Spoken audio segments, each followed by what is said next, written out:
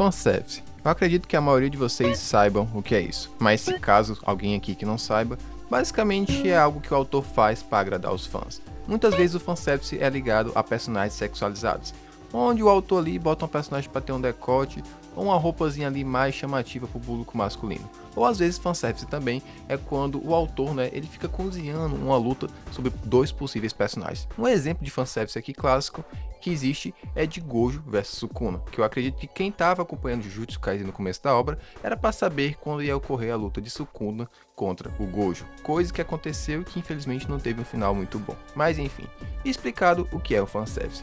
Claro que em Demon Slayer também tem fanservice, mas infelizmente os fanservices que tiveram em Demon Slayer não foram bons.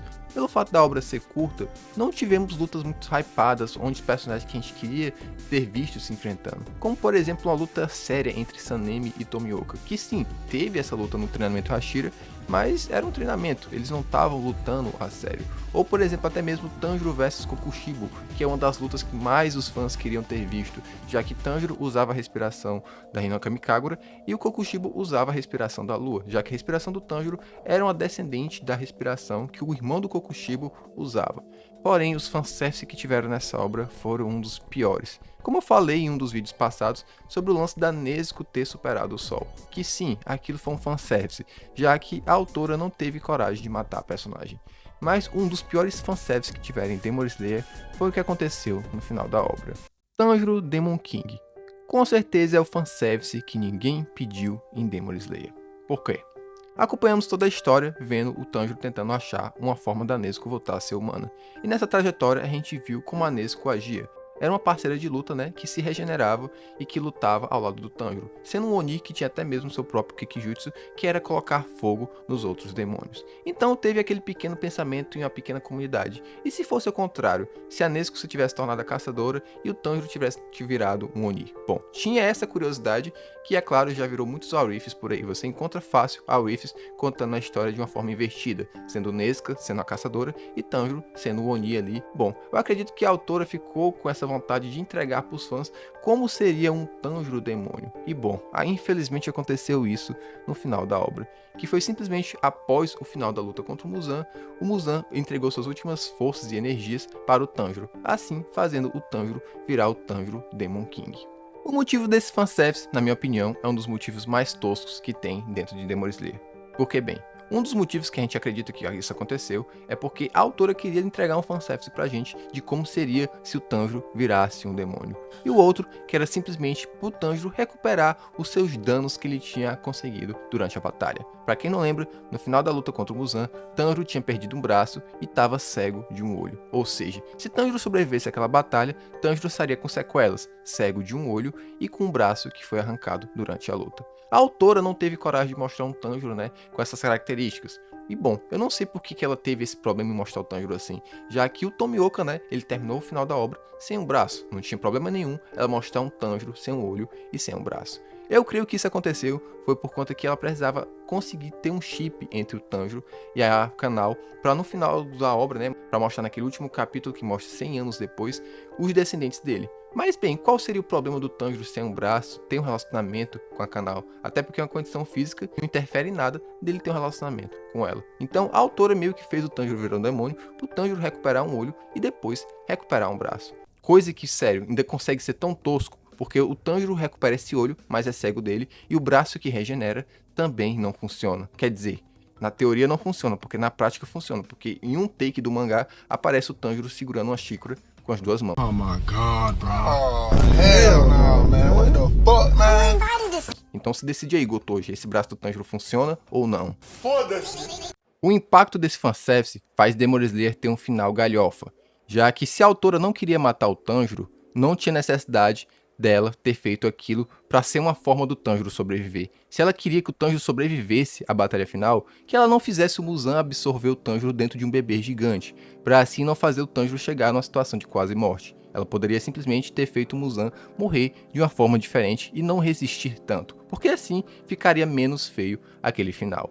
Tanjiro ficar sem um braço e cego de um olho não teria problema nenhum, a gente ia aceitar isso, mas se ela queria que o Tanjiro recuperasse esses membros, ela simplesmente fizesse uma batalha onde o Tanjiro não perdesse um braço e nem perdesse um olho. Isso mostra que os impactos que tem durante a batalha são simplesmente impactos em vão. Por que a gente vai se preocupar porque o Tanjiro perdeu um olho ali no finalzinho do Castelo do Infinito? Por que a gente vai se importar porque o Tanjiro perdeu um braço enquanto tá segurando o Muzan contra a parede? Porque daqui a pouco ele vai se recuperar de novo. E bom, e ainda recupera de uma forma que não funciona. São dois membros que não funcionam. Então, tipo, por que recuperou? É só pra ficar esteticamente bonito? É algo que não dá pra entender o que se passou na cabeça da Gotoji. E bom, e que faz também ter uma mudança de personagem no Muzan que simplesmente não faz sentido. O Muzan ser um personagem que quer passar o seu legado pro Tanjiro no final da obra, fazendo que o Tanjiro fosse o demônio perfeito, é algo que não faz sentido. O objetivo do Muzan não era criar uma criatura perfeita, o objetivo dele era conquistar o Sol. Sim, de certo modo ele queria criar um Oni que superasse o Sol, para assim ele absorver esse Oni e ele conseguir andar à luz do Sol. Mas o Muzan não tinha o objetivo de criar uma criatura que seguisse o seu legado. No final da obra é meio esquisito, já que o Muzan sempre foi uma criatura muito egoísta que só pensou nele, e sempre uma criatura bem impulsiva, para no final ter um Muzan filosófico querendo passar o seu legado pro Tanjiro, é algo que, meu irmão, não entra, é algo estranho, não faz sentido aquilo ali. O que seria coerente com a personalidade do Muzan seria o Muzan ficar extremamente furioso por o Tanjiro ter atrapalhado os seus planos que já vinham mais de 1000 anos, e simplesmente levar o Tanjiro junto com ele para a cova, falar algo do tipo, eu vou morrer aqui, mas você vai vir junto comigo. Não o Muzan dar uma de filósofo e vou passar todas as minhas energias para você se tornar a criatura perfeita e seguir o meu legado. Cara, isso foi ridículo, não combina com o Muzan e faz Demon Slayer ter esse final galhofa. Muitas pessoas podem até achar isso interessante, nossa, é um desenvolvimento pro Muzan, mas na minha visão não é isso. Só faz mostrar que o Muzan é um personagem incoerente. Durante a história toda foi um personagem egoísta, egocêntrico, que não se importava com ninguém, para no final ser um personagem filosófico que quer passar um legado. E como eu falei, é um fanservice desnecessário que não agrega em nada. Tanjiro Demon King é só para causar confusão na comunidade e principalmente na comunidade de Power Scaling.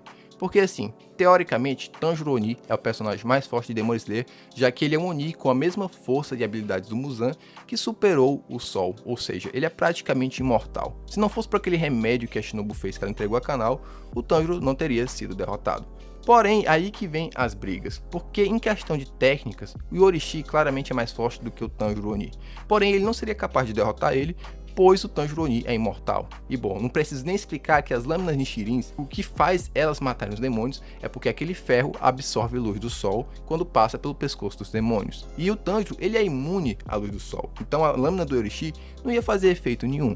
Então, questão de técnica, sim, o Yorishi teria capacidade de derrotar o Tanjiro Oni, mas o Tanjiro Oni é imortal, mesmo que seja mais fraco em relação às técnicas, porque muitas pessoas usam o argumento que Tomioka, Zenitsu e Inosuke conseguiram até ali segurar um pouco o Tanjiro Oni para ele não matar aqueles outros Kakushis, mas o Tanjiro, ele é imortal, ele tem as mesmas habilidades do Muzan e não morre, então tipo, ele não pode ser derrotado por nada, a não ser que, sei lá, fizesse uma bomba nuclear, por exemplo, e fizesse o Tanjiro desintegrar cada célula com a explosão, porque só assim que ele seria derrotado. O que pode até parecer piada, mas o Tanjiro Oni é praticamente como se ele fosse um Majin Buu ou um Cell de Dragon Ball. Para derrotar ele, tem que destruir até a última célula, não pode sobrar nenhum pedaço para ele. E isso não é possível fazer com a espada, até mesmo porque as espadas não faziam efeito nele, pois ele é imune à luz do sol. E acaba acontecendo essa confusão, onde muitos falam que o Orochi é mais forte e muitos falam que o Tanjiro é o mais forte. A verdade é que, infelizmente, sim, Tanjiro é mais forte, pois ele é imortal e não teria nenhuma forma ali dos caçadores derrotarem ele. Sei lá, a única forma talvez de derrotar o Tanjiro Oni seria que nem o Joseph fez lá na parte 2 de Jojo, que jogou o Kaz pro espaço. A única forma seria, sei lá, tipo, jogar o Tanjiro Oni pro espaço e lá ele virar gelo ou virar pedra. E a conclusão final é que esse é o pior fanservice que existe em Demon Slayer. Como eu falei, ele é desnecessário, não agrega em nada e não tem impacto na história. Só faz o Tanjiro recuperar membros e ainda membros que não funcionam. Na minha opinião, se a autora não queria que o Tanjiro morresse no final da obra, ela simplesmente fizesse uma batalha onde o Tanjiro não recebesse tantos danos, né, o que levaria à sua morte. Até porque também se o Tanjiro morresse na batalha final salvando todo mundo e derrotando o Muzan e os dois morrendo na batalha final, seria algo bem interessante e até um pouco assim inusitado. Que não é muito comum, né, em histórias de shonen, o protagonista morrer no final. Sim, acontece, mas é bem raro. Então teria essa parte interessante, mas para não ser algo Ed, como muitos falam que Demon Slayer não é pra ser um anime Ed, simplesmente o Tanjiro teria uma batalha contra o Muzan, onde ele não perderia tantos membros, e assim conseguisse ficar normalmente e não precisasse virar um Tanjiro Oni, porque na minha opinião, Tanjiro Oni é algo desnecessário que não tem fundamento nenhum, até porque o personagem não tem feitos dentro da obra. Ele é o mais forte, mas não tem feitos. Porque ele não fez algo assim tão impactante. A única coisa que a gente sabe é que ele é mais forte porque ele é um Oni com a mesma força do Muzan, que é imune ao sol. E bom, essa foi a minha opinião sobre o Tanjiro Oni, e agora eu quero saber a sua.